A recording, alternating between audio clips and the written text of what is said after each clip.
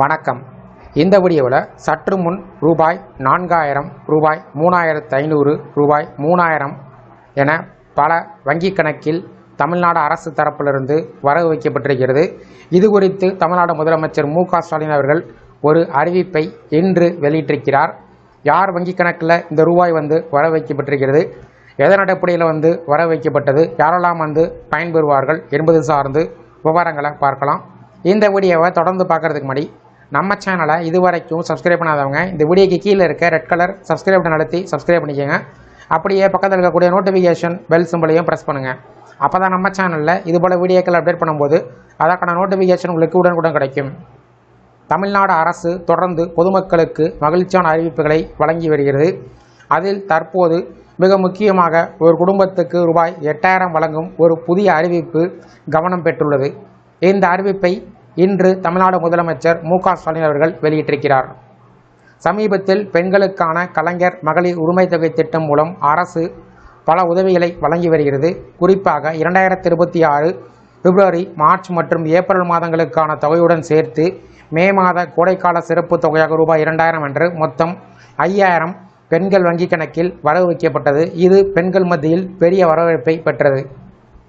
இந்த தொகையானது நேரடியாக வங்கி கணக்கில் வரவு வைக்கப்பட்டது. அதேபோல் கலைஞர் மகளிர் உரிமை தொகை பெறாத ஆனால் அரசின் பிற ஓய்வூதிய திட்டத்தில் பயனாளியாக இருப்போருக்கு சிறப்பு நிதி வழங்க வேண்டும் என்று கோரிக்கை எழுந்தது. சமூகத்தின் விளிம்பு நிலையில் வாழக்கூடிய முதியோர், கைம்பெண்கள், வயது முதிர்ந்த திருநங்கையர், மாற்றுத்திறனாளிகள் உள்ளிட்டோரின் தேவைகளை கருத்தில் கொண்டு அரசு தற்போது அந்த கோரிக்கையினை நிறைவேற்றியுள்ளது. அதன்படி மார்ச் மாத ஓய்வூதியத்துடன் சேர்த்து ரூபாய் 2000 சிறப்பு நிதி வழங்கப்பட்டுள்ளது.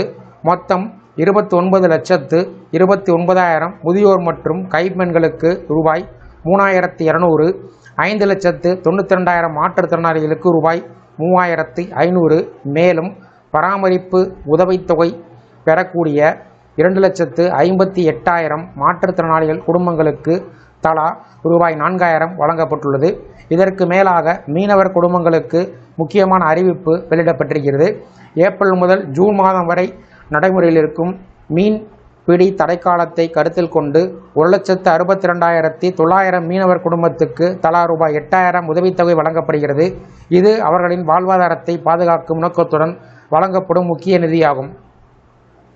மேலும் நீலகிரி மாவட்டத்தை சார்ந்த 14,870 தேயிலை விவசாயிகள் பயன்பெறக்கூடிய வகையில் 15 கூட்டுறவு தேயிலை தொழிற்சாலைகள் மூலம் கொள்முதல் செய்யப்பட்ட பசுந்தேயிலைக்கு கிலோவுக்கு ரூபாய் 2 ஆதார விலை வழங்கப்படுவதற்காக ரூபாய் 8.53 கோடி நிதி ஒதுக்கப்பட்டுள்ளது.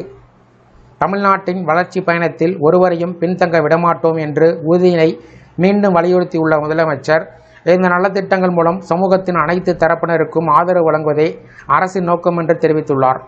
மொத்தத்தில் பெண்கள், முதியோர், மாற்றுத்திறனாளிகள், மீனவர்கள் மற்றும் விவசாயிகள் என்று பல தரப்பினருக்கும் உதவக்கூடிய வகையில் தொடர்ச்சியான நிதியுதவிகளை அறிவித்து தமிழ்நாடு அரசு தனது நலத்திட்ட ஆட்சியினை மேலும் வலுப்படுத்தி வருகிறது. இந்த வீடியோ குறித்த உங்களுடைய கருத்துக்களை கமெண்ட் செக்ஷனில் கமெண்ட் பண்ணுங்கள். இந்த வீடியோ பிடிச்சிருந்தா வீடியோக்கு ஒரு லைக் பண்ணுங்கள். இந்த வீடியோ அனைவருக்கும் ஷேர் பண்ணுங்கள். நன்றி.